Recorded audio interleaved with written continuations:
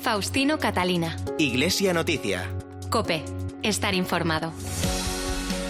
Saludos amigos, muy buenos días. Son las 8:30 de la mañana de este domingo, 13 de junio de 2021, San Antonio de Padua, y como cada 7 días es el momento de contarles lo más destacado en la actualidad religiosa de estas jornadas, aquí en Iglesia Noticia, en la cadena COPE. Estaremos con ustedes hasta las 9 de la mañana. Como siempre, llegará la transmisión de la Santa Misa en los minutos de información que hacemos hoy con Rafael Nieto en el control de sonido y Nacho de Gamón en la producción. En primer lugar, nuestros titulares. El Papa ha nombrado nuevo obispo de la diócesis de Asidonia, Jerez, al obispo auxiliar de Getafe, José Rico Pavés, mientras ayer sábado tomó posesión el nuevo arzobispo de Sevilla, José Ángel Saiz Meneses. Además, hoy será consagrado y tomará posesión como nuevo obispo de Ajaccio, en la isla francesa de Córcega, el franciscano navarro conventual Francisco Javier Bustillo. Por otro lado, el Papa Francisco ha reconocido la catástrofe y crisis de la Iglesia por los casos de abusos sexuales en una carta en la que rechaza la dimisión del cardenal arzobispo de Múnich, Reinhard Marx. Teruel ha inaugurado su Museo de Arte Sacro y en Palencia abre sus puertas el Museo Territorial Campos del Renacimiento. Y una previsión para mañana lunes, porque el Papa recibirá en audiencia al arzobispo de Santiago de Compostela, Julián Barrio, junto al presidente de la Xunta, Alberto Núñez Feijóo. Faustino Catalina. Iglesia Noticia. COPE. Estar informado. Comenzamos el programa de hoy con el capítulo de nombramientos y relevos en las diócesis españolas. En primer lugar, les contamos que el Papa Francisco nombró el miércoles nuevo obispo de Jerez de la Frontera a José Rico Pavés, obispo auxiliar de Getafe desde el año 2012. Granadino de 54 años, es licenciado en Teología Dogmática y doctor en Teología Patrística por la Universidad Gregoriana. En la Conferencia Episcopal fue durante 12 años secretario de la Comisión para la Doctrina de la Fe y actualmente es el responsable del área de catecumenado. Sus primeras palabras fueron de agradecimiento y para pedir la colaboración de sus nuevos diocesanos. La seguridad de que este ministerio no se puede desempeñar en soledad. No existen francotiradores en la vida de la Iglesia, tampoco en el ministerio episcopal. Voy confiado porque me sé arropado por una comunidad viva de fieles que me acompaña con su oración, la que ahora dejo en el espacio aquí en Getafe y la que me recibe en Jerez. Y voy confiado porque sé que no me va a faltar la ayuda de mis hermanos obispos. El obispo Ginés García Beltrán destacó por su parte la herencia que deja el nuevo obispo de Jerez en la diócesis getafense.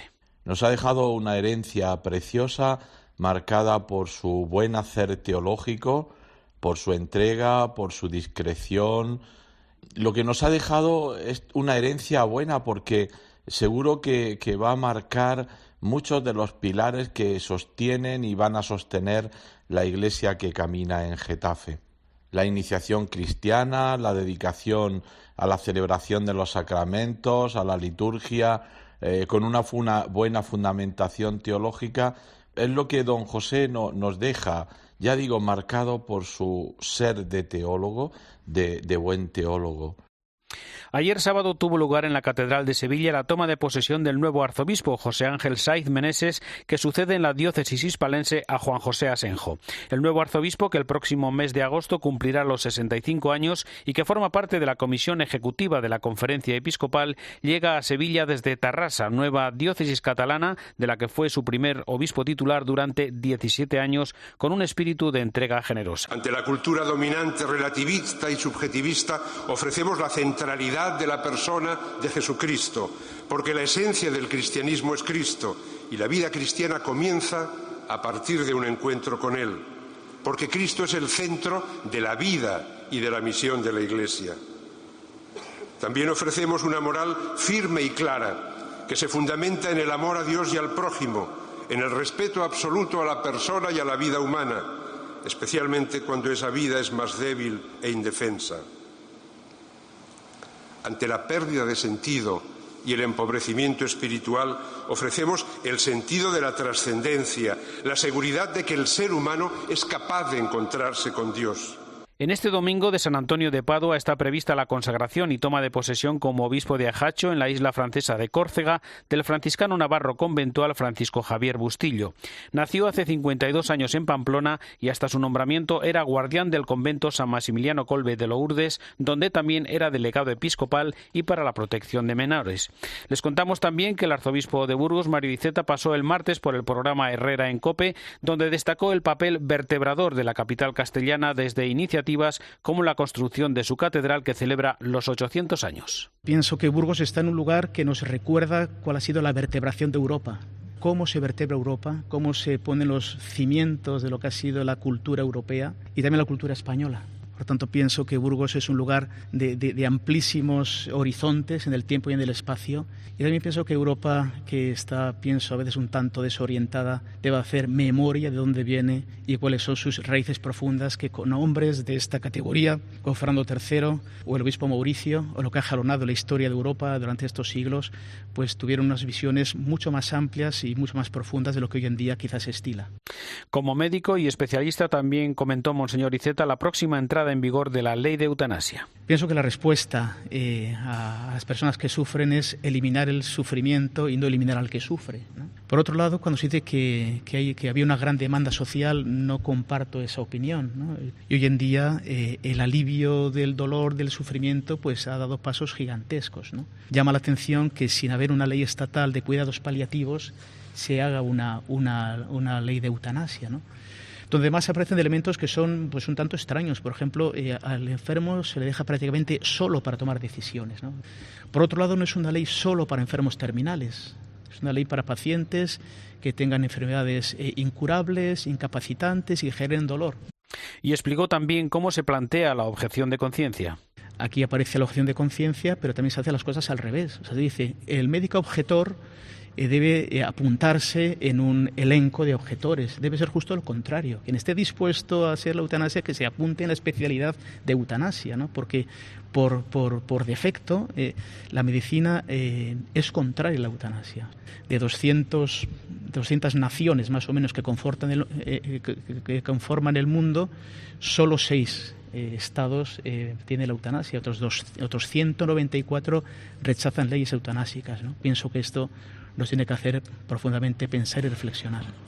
La Iglesia invita estos días de junio a los padres y alumnos a inscribirse en la clase de religión para el próximo curso escolar, como nos comentó en COPE la responsable de la Comisión Episcopal para la Educación y la Cultura, Raquel Pérez San Juan. Como asignatura que está dentro del ámbito escolar en la escuela, tiene todas las características que exige el ámbito escolar, por lo tanto tiene su currículo, tiene su evaluación, tiene su profesorado preparado y en la dimensión religiosa o en la dimensión de los valores y creencias, que es lo que se enseña en la clase de religión, pues efectivamente tiene una dimensión de enseñar concretamente la formación católica, pero también conecta y entra en diálogo con otros saberes, no está aislado, sino que sí que buscamos también entrar en diálogo pues con otros saberes y disciplinas que están también presentes en la escuela.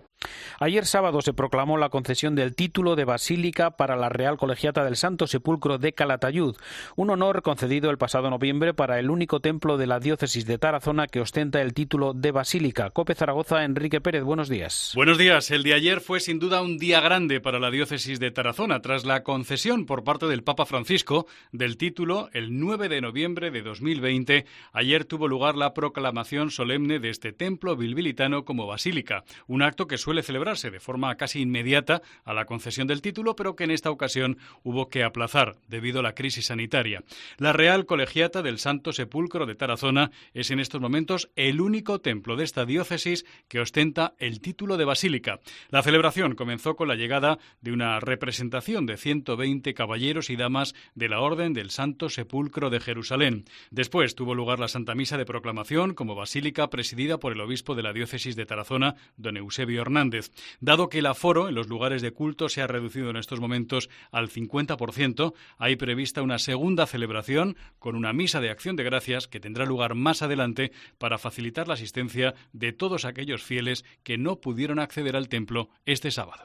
Y dos noticias nos llevan hoy hasta Toledo: la consagración en Talavera de la Reina al Sagrado Corazón de Jesús y el lanzamiento de un portal digital para fomentar la evangelización desde esa devoción. COPE Toledo, Cristóbal Cabezas, buenos días. Hola, muy buenos días. Sí, el arzobispo de Toledo, Francisco Cerro Chávez, bendijo ayer por la tarde la figura del Sagrado Corazón de Jesús en la iglesia parroquial del Sagrado Corazón de Jesús de Talavera de la Reina, un acto al que siguió la solemne misa de consagración en la Basílica de Nuestra Señora del Prado de la ciudad de la Cerámica. Se trata de una figura realizada por el escultor extremeño Rodrigo Espada, que está situada sobre un soporte de casi 5 metros de altura sobre el campanario de la iglesia. La bendición, como les digo, tuvo lugar ayer sábado al filo de las 8 de la tarde.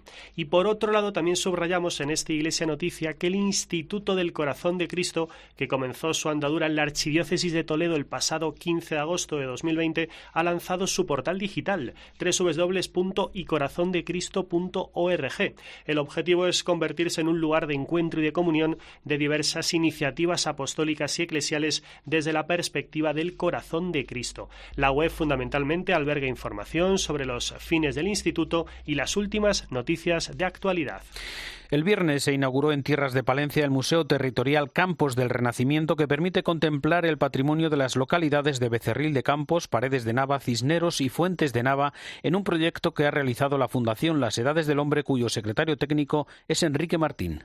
Cada una de estas obras responde a la identidad de un pueblo, ¿no? Entonces, la línea en la que hemos trabajado nosotros es en crear una serie de espacio, una serie de intervenciones, una serie de montajes que lo que pretenden es que en ningún momento la obra quede descontextualizada. Hemos hecho una remodelación importante, como decía, en lo que a técnicas museográficas se refiere, no solamente partiendo de entrada del mobiliario, siguiendo también con la iluminación, también reforzar aspectos como el de la propia seguridad, y luego a partir de ahí pues otra serie de elementos que nos sirven para la comunicación con el visitante. El jueves se inauguró el nuevo Museo de Arte Sacro de Teruel con la asistencia del impulsor de esta reforma, el ahora obispo coadjutor de Almería, Antonio Gómez Cantero, en una apuesta por la selección de las mejores obras con un cuidado de su colocación y su iluminación. Nos lo cuenta desde COPE Teruel Juan Pascual. Un sueño, así ha calificado el obispo coadjutor de Almería y anterior obispo de Teruel y Albarracín, don Antonio Gómez Cantero, la reinauguración del que a partir de ahora se llamará MAS, Museo de Arte Sacro de Teruel, un proyecto que se empezó a diseñar en 2018, que cobró forma realmente durante la pandemia. El nuevo espacio museístico ha sido confeccionado al completo por voluntarios y busca aportar una nueva visión del arte turolense. Hay algunas piezas contemporáneas, es un modo museístico más moderno que surge en Francia a mitad del siglo XX. Intentamos que haya un diálogo entre las personas que entran y las obras de arte. Por eso también hemos dejado espacios vacíos. Entre las obras se puede observar una imagen de la Misericordia de María que fue portada del programa de la Exposición de Portugal, un Cristo de marfil e incluso una recreación de la casa de Fray León Villuendas Polo, obispo de Teruel en los años 40. La Asociación de Archiveros de la Iglesia en España celebra un nuevo congreso en esta ocasión especial, ya que conmemora el medio siglo, los 50 años al servicio del patrimonio documental de la Iglesia. Francisco Juan Martínez Rojas es su presidente. Pero la mayor parte son documentos que no tienen ninguna belleza atrayente. Aquí está precisamente un inconveniente que hay que ir intentando superarlo, mostrándole a esas personas, como muy bien dices, que encontramos en nuestra celebración, en nuestra misa, en nuestra parroquia, que cree que no son más que papeles viejos que no sirven para nada, demostrarles que ahí está contenida, como decía San Pablo VI, la memoria del transitus domini, es decir, del paso del Señor por medio de su Iglesia, en nuestras iglesias locales, en nuestras parroquias, en los conventos, en los monasterios y en todas las instituciones eclesiales que han ido configurando la rica realidad de la Iglesia a lo largo de los siglos. Faustino Catalina. Iglesia Noticia. COPE. Estar informado. En Iglesia Noticia comenzamos el tiempo de la información internacional en el Vaticano, donde el jueves se hizo pública una carta enviada por el Papa al cardenal alemán Reinhard Marx en respuesta a la que el arzobispo de Múnich y Freising envió a Francisco para anunciar su renuncia al cargo por su corresponsabilidad en la desastrosa gestión de los casos de abusos. Tras analizar la situación y admitir que la Iglesia está en crisis, el Papa rechaza en la misiva su dimisión y pide al cardenal Marx que continúe como arzobispo de Múnich para afrontar las necesarias reformas que necesita la Iglesia tras reconocer los pecados y errores. Nos lo cuenta desde Roma la corresponsal de COPE, Eva Fernández. Buenos días. Buenos días. Sí, el Papa Francisco ha querido que se publique el texto íntegro de esta carta con la que rechaza la renuncia presentada por el cardenal Reinhard Marx como arzobispo de Múnich. En ella le agradece su coraje al asumir las culpas institucionales de la Iglesia y subraya que toda la Iglesia está en crisis por los abusos y no se puede dar un paso adelante sin asumirlos, puesto que la política del avestruz no lleva a nada y la crisis tiene que ser asumida personal y comunitariamente, porque de una crisis no se sale solo, sino en comunidad. El Papa se muestra de acuerdo con el cardenal Marx en que el primer paso que debe dar la Iglesia es hacerse cargo de la historia, y aunque las situaciones históricas hay que ponerlas en contexto, esto no nos exime de asumirlas como historia del pecado que nos asedia. Por este motivo, apunta el Papa, cada obispo debe preguntarse ¿qué debo hacer delante de esta catástrofe? Francisco asegura que a la Iglesia se le pide una reforma respecto a los casos de abusos y que no puede reducirse solo a palabras, sino a actitudes que tengan el coraje de asumir la realidad a pesar de las consecuencias. Los silencios, las omisiones, el dar demasiado peso al prestigio de las instituciones solo conduce al fracaso personal e histórico y nos lleva a mantener esqueletos en el armario. Al finalizar la misiva, Francisco pide al cardenal que continúe adelante su labor como arzobispo, pastoreando como Pedro a sus ovejas. Vamos a completar esta información con el comentario del colaborador de Iglesia Noticia en Roma, Antonio Pelayo. Buenos días. Buenos días. En los últimos 20 días se ha producido un intercambio epistolar al más alto nivel eclesial.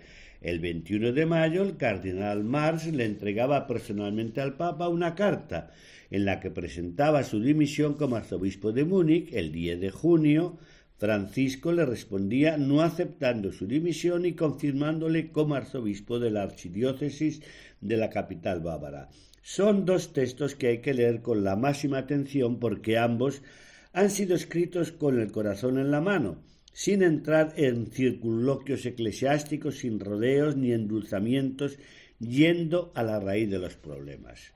Marx le hablaba al pontífice de una crisis que más allá de las fronteras alemanas afectaba a toda la Iglesia, un punto muerto, un fallo institucional del sistema ante la plaga global de los abusos sexuales a menores perpetrados por cardenales, obispos y sacerdotes de todo el mundo. El arzobispo reconocía su propia culpa, su responsabilidad personal, sobre todo por haberse desinteresado de las víctimas, y se escandalizaba de que otros prelados del más alto rango no se dieran por enterados y hayan intentado sepultar estos escándalos. El Papa no se echa atrás y califica de catástrofe la historia triste de los abusos sexuales y el modo de enfrentar lo que tomó la Iglesia hasta hace poco tiempo. Pero además del mea culpa, Bergoglio insiste en la necesidad de una reforma que requiere el coraje de ponerse en crisis, de asumir la realidad, sean las que sean sus consecuencias. Es urgente, le escribe a su interlocutor, ventilar esta realidad de los abusos. No nos salvará el prestigio de nuestra Iglesia, que tiende a disimular sus pecados. No nos salvará ni el poder del dinero, ni la opinión de los medios. Como Iglesia, concluye, debemos pedir la gracia de la vergüenza y que el Señor nos salve de ser la prostituta desvergonzada de la que habla el profeta Ezequiel. El Papa le da las gracias al cardenal por su coraje, pero el suyo no es menor. Son gestos muy raros en la Iglesia, pero que hoy más que nunca son necesarios, diría imprescindibles. Desde Roma les ha hablado Antonio Pelayo. Gracias, Antonio. Recordamos ahora con Eva Fernández los contenidos de sendos videomensajes enviados por el Papa a un foro de la familia y a un movimiento de los Estados Unidos que promueve los valores de la reconciliación y la fraternidad para cambiar y mejorar nuestro mundo. Entre todos los videomensajes enviados por el Papa esta semana se encuentran los dos que comentas. El destinado a Estados Unidos es de carácter ecuménico, porque la organización llamada Juan XVII fue fundada por un pastor pentecostal que siempre ha pedido oraciones por el pontífice porque considera importante trabajar por la unidad de la Iglesia. Desde entonces ha iniciado un camino de diálogo con la Iglesia Católica en favor de la cultura del encuentro. En su videomensaje, el Papa les alienta a cambiar el mundo promoviendo los valores de amor y fraternidad. La vida que se comparte y se entrega a un fin superior, el amor puede cambiar el mundo. Todo nace de ahí, de un encuentro fraterno. El amor puede cambiar el mundo, pero primero nos cambia a nosotros mismos. Otro de los videomensajes de la semana ha sido el enviado a los participantes en el foro organizado por el Dicasterio para los Laicos, la Familia y la Vida a los 5 años de la promulgación de la exhortación apostólica Amoris Laetitia. En medio de las dificultades causadas por la pandemia, Francisco subraya que la familia es hoy más que nunca un signo de los tiempos y la Iglesia está invitada sobre todo a escuchar a las familias activamente y al mismo tiempo a involucrarlas como sujetos de la pastoral. Por ello, es necesario, subraya el Papa, dejar de lado la idea de que la evangelización está reservada a una élite pastoral, porque cada uno de los bautizados, y esto es importante recordarlo, es agente evangelizador. El Consejo de Europa ha reconocido los avances del Vaticano a la hora de luchar contra el lavado de dinero y la financiación del terrorismo, pero al mismo tiempo critica la falta de recursos que disminuye su eficacia y ralentiza los procedimientos e investigaciones en marcha. Desde que el Vaticano firmó la Convención Europea contra los Delitos Monetarios en 2009, ha ido mejorando a cada inspección realizada por este organismo de expertos del Consejo de Europa. Ahora acaban de hacer públicos los resultados en un detallado informe de casi 300 páginas, en el que, por una parte, aplauden que el Vaticano esté aplicando bien las medidas contra el lavado de dinero o su uso para el terrorismo, y por otro, aseguran que los fiscales y policías del Vaticano no tienen suficiente formación para afrontar delitos financieros. Proponen, por ejemplo, hacer un protocolo para preparar investigaciones y procesos. El informe alerta de la lentitud del sistema judicial y de posibles incompatibilidades de los fiscales y magistrados, pues ejercen sus funciones también en Italia. Recordemos que en esta misma línea, el pasado mes de abril, el Vaticano prohibió a todos los funcionarios tener inversiones en paraísos fiscales y a todos los empleados que aceptaran regalos por valor superior a 40 euros. El Consejo de Europa considera que el resultado global es positivo y por eso seguirá analizando regularmente la transparencia del sistema financiero del Vaticano.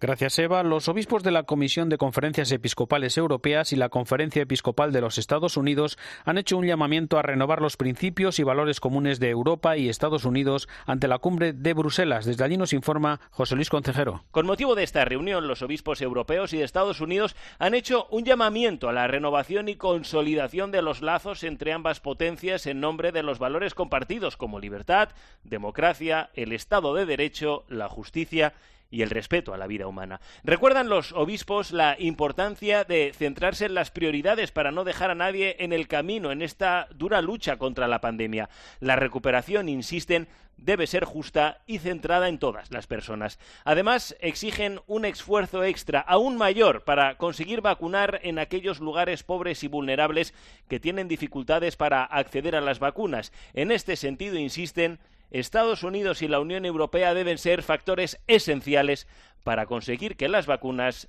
lleguen a todo el mundo. Los obispos de las comisiones para los medios de comunicación social de España y Portugal se han reunido durante 3 jornadas en Lisboa. Han reflexionado sobre la próxima Jornada Mundial de la Juventud de 2023 en la capital portuguesa, con las nuevas posibilidades de peregrinación y participación que ofrece el mundo digital tras la experiencia de la pandemia. Corresponsal en Lisboa, Begoña Íñiguez, buenos días. Muy buenos días. Lisboa ha acogido esta semana el encuentro que mantienen cada 2 años las comisiones episcopales ibéricas de comunicación social. La delegación española ha estado encabezada por el presidente de la Comisión Episcopal de Comunicación Social y obispo de Cartagena, José Manuel Lorca, al que han acompañado los obispos de Lérida, Mallorca y San Sebastián, Salvador Jiménez Valls, Sebastián Taltabul y José Ignacio Munilla. La directora de comunicación de la JMJ Madrid 2011, Marieta Jaureguizar, y el secretario de la Comisión Episcopal, José Gabriel Vera. El tema central ha sido la próxima Jornada Mundial de la Juventud de Lisboa en 2023 y la delegación española ha explicado con detalle a la portuguesa su experiencia tras haber organizado 2 JMJ, la de Compostela en 1989 y la de Madrid en 2011, como nos cuenta don José Manuel Lorca. Creo que va a resultar fantástico por la ilusión que vemos aquí, por la colaboración de las autoridades de aquí y vemos que la respuesta es muy positiva. El encuentro ibérico de las comisiones episcopales de comunicación social finalizó el pasado miércoles con una Eucaristía y una visita privada al recinto que albergará la JMJ Lisboa 2023 en la zona de la Expo en el norte de la capital lusa. Faustino Catalina. Iglesia Noticia. COPE. Estar informado. Más noticias ahora de la actualidad en España. Este mediodía el obispo de Jaén, Amadeo Rodríguez, celebrará la misa de clausura del centenario del Beato Lolo. Manuel Lozano Garrido, escritor y periodista, como nos cuenta desde COPE Jaén, Antonio Agudo. Este domingo, con una misa solemne en la Catedral de Jaén, se pondrá punto y final a los actos de conmemoración del centenario del Beato de Linares, Manuel Lozano Lolo, un año repleto de actividades destinadas a glosar la figura de un periodista irrepetible, como nos cuenta Raúl Contreras, coordinador de la efemérides. Quiero resaltar la llegada a la Santa Iglesia Catedral de las Reliquias. Es un acontecimiento histórico, la primera vez que las reliquias de Lolo están en nuestra catedral. Verdaderamente está siendo una clausura que pone un hermoso epílogo a todo este año de celebraciones por los 100 años de Lolo. Notable éxito tuvo la mesa redonda de periodistas que se acercaron no solo en lo profesional, también en lo íntimo y lo personal a la vida del Beato. Fanny Rubio lo definía como escritor brillante y un poeta. Nunca Lolo habló mal de nadie, jamás. Y tendría motivos, seguramente, para hablar mal de alguien. Nunca. Yo nunca lo oí hablar mal de nadie, sino de manera muy compasiva intentar entender las razones por las cuales alguien actuaba de esa manera, que eran razones a lo mejor del entorno o del carácter. Un encuentro que terminó con la visita a la muestra relicario Beato Lolo, santo y periodista, ubicada en la catedral y que atesora objetos personales del Beato de Linares. Y nos acercamos hasta Córdoba, que vive la cuenta atrás para el próximo congreso sobre San Juan de Ávila. Nos lo cuenta la delegada de Medios de Comunicación, Natividad Gavira. Buenos días. La doctrina de San Juan de Ávila está viva, por eso su vigencia precisa de una aproximación permanente por parte de estudiosos y expertos que a partir del 29 de junio se reúnen en Córdoba y Montilla para celebrar el tercer Congreso Internacional Avilista. Un encuentro dispuesto en 4 grandes bloques temáticos que podrán seguirse de manera presencial y telemática hasta el 2 de julio, momento de la clausura, con una Eucaristía presidida en Montilla por el cardenal Omeya. La actualidad del doctor de la Iglesia y patrono del clero secular español radica en su capacidad reformadora y la decidida misión de llegar al hombre de hoy partiendo de la alta teología. Así lo explica el responsable del aula de San Juan de Ávila en Córdoba, Carlos Jesús Gallardo Panadero. Y especialmente con una atención concreta a cada persona. Encontramos en sus cartas cómo sabe aplicar la doctrina de vida espiritual y la teología más elevada a una vida concreta de un ama de casa, de un gobernador, de un obispo, de un sacerdote. Estudiar su vida y obra sigue siendo un reto para sacerdotes, seminaristas y laicos porque en sus cartas muestra un modo catequético, espiritual y pastoral de enseñar la verdad de la fe que está de plena actualidad. En las celebraciones de su 8º centenario, la Catedral de Burgos recuperará su origen como lugar de encuentro y ecumenismo con la celebración a partir del miércoles del primer Foro de la Concordia, que canalizará diálogos entre las 3 religiones monoteístas y diversas áreas del conocimiento como la ciencia, la filosofía y la teología. El vicario general de la diócesis de Burgos es Fernando García Cadiñanos. Facilitar el diálogo entre los ponentes sobre distintas cuestiones que serán abordadas en mesas redondas, al final de las cuales, y este es el objetivo, se publicará al final de todo el encuentro, en forma de tesis, una serie de propuestas que nazcan del diálogo de los intervinientes sobre aspectos concretos que contribuyan a la concordia en nuestra sociedad. Llegamos así al final de esta edición del informativo Iglesia Noticia. Ha sido el programa 1728 en este domingo 13 de junio de 2021, fiesta de San Antonio de Padua, franciscano y doctor de la Iglesia. Tras la última hora de la actualidad en España y el mundo, la Santa Misa. Hasta dentro de 7 días, un saludo de Faustino Catalina.